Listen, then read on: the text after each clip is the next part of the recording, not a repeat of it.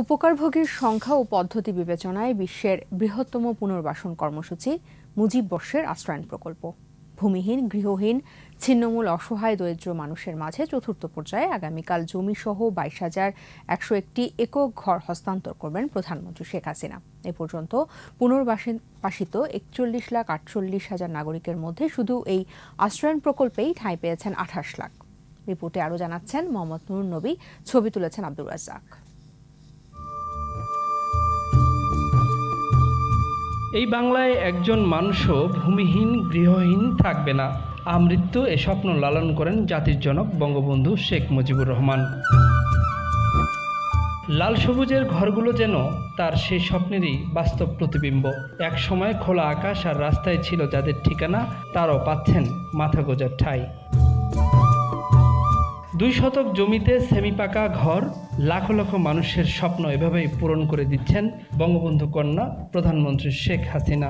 আশ্রয়হীন, ভূমিহীন, অসহায় মানুষের কাছে এই প্রাপ্তির আনন্দ অমূল্য। আমি ভাড়া থাকতাম, এই সরকার ঘর দেশে অনেক আমি খুশি।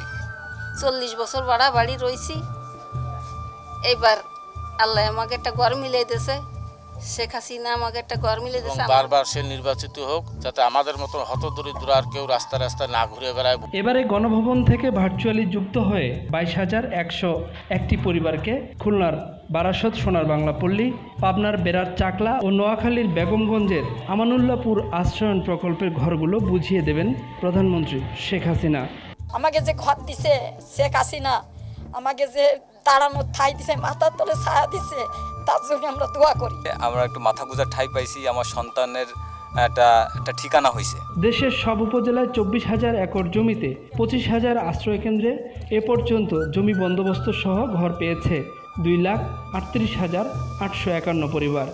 ঋণ ও প্রশিক্ষণ দিয়ে আয়বর্ধক কাজে লাগিয়ে পুনর্বাসনও করা হচ্ছে উপকারভোগীদের। বিভিন্ন জায়গায় তারা মানে এভাবে ওভাবে থেকে বেড়াইছে, তারা যখন ঘর সহ জমি পাইছে, তার জীবনে আমার মনে হয় শ্রেষ্ঠ পাওয়া তাদের। প্রত্যেকটি ঘর সংলগ্ন কিছু সবজি বাগান তৈরি করা হয়েছে, ফলে প্রত্যেকটি পরিবার তার নিজস্ব সবজি নিজেরাই উৎপাদন করতে পারছে, হাঁস মুরগি পালন করছে। ফলে একটি বাড়ি একটি খামারের যে চিত্র, সেটা কিন্তু আমরা আশ্রয়ণ প্রকল্পগুলোতে আসলে দেখতে পাই। দিঘুলিয়ার 381টি হালনাগাদ তালিকা অনুসারে আমরা আগামীকাল 66টি দিলে 381টি শেষ হবে এবং আমরা দিঘুলিয়াকে ভূমিহীন ও গৃহহীন মুক্ত হিসেবে উপজেলা হিসেবে ঘোষণা করি। গৃহহীনদের ঘর দেবার ব্রত নিয়ে এগোয়নি বিশ্বের কোনো রাষ্ট্রনেতাই। জনকল্যাণমূলক রাষ্ট্র গড়ার ধারণায় প্রধানমন্ত্রী শেখ হাসিনার এই অনন্য উদ্যোগ তাই পেয়েছে কপিরাইট সনদ। লাল সবুজের এই ঠিকানাগুলো অনন্তকাল ধরে জানান দেবে এই দেশে একজন মানুষও গৃহহীন নেই। চাল ছিল না, চুলো ছিল না, ছিল না কোনো মাথা গোঁজার ঠাই। ছন্ন ছাড়া এই জীবনটিকে গুছিয়ে দিয়েছেন জাতির জনকের কন্যা প্রধানমন্ত্রী শেখ হাসিনা। এই মানুষগুলো এখন তাদের এই বসত বাড়িতে নিজেদের মতো করে গুছিয়ে নিয়েছেন।